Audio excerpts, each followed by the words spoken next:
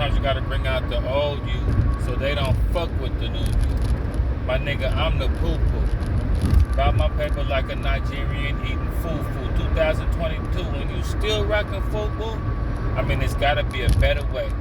There's new apps and ways to get money out here every day. You gotta separate and elevate. And still slide back through the block to let these niggas know you straight. But yeah, anyway, Terrance Gansgsta Williams has single-handedly woke the New Orleans podcast game up. I see new podcasters from New Orleans every day, and you know what? I like that. New Orleans got to stake their claim in this shit. New Orleans did get all these other people from everywhere else getting podcasts. You need some New Orleans-based podcasts because New Orleans people are characters. Some of the most funniest, most charismatic people out there. Luga Black, the Luga Black Show. He going crazy on this show. I listen. You know what I'm saying? I'm a Terrance Gansgsta Williams-ologist. I'm a New Orleans-ologist. You know what I'm saying? I fuck with their culture. You know what I'm saying? Because I got to meet them. That's the cool part about it. I got to meet people from New Orleans and I vibe with every one of them. You know what I'm saying? But like, yeah, though. Terrance Gansgsta Williams single-handedly got the podcast game, got the internet game, and New Orleans rocking. Rare Reports, I got to give it to my boy Rare Reports. He kept it lit until Terrance came home. He kept it lit. You see what I'm saying? He the one kept it lit. Like when something going out, and you just keeping it lit. Just you know what I'm keeping. Terrance came home and set that shit on fire. You know what I'm saying? Yeah though, man. Yeah though, man.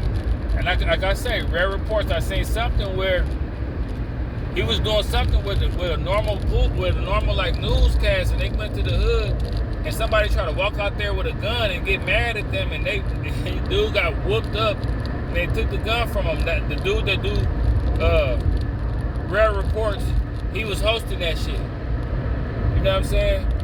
But yeah, like, you know, and people, you know, clearly the real gangsters, the real OGs from New Orleans, they fuck with Terrance because, like, you gotta understand, man, it's this internet world. It's internet streets. It's people that think they know about the streets because they look on the internet all day. And then it's people that have actually really participated in street activities. And it's like, they know how much work Terrance put in back in the day. And he snitched on people who not around no more. You know what I'm saying? So it's like, you gotta find some kind of loopholes in this shit. You know what I'm saying? But yeah, I gotta give it to Terrance. He single-handedly, like he say, what he say, the New Orleans podcast game was sleep. That's what he said. That's what he said. And it was. Like I say, Rare Reports kept it lit. You know what I'm saying? Rare Reports kept it lit.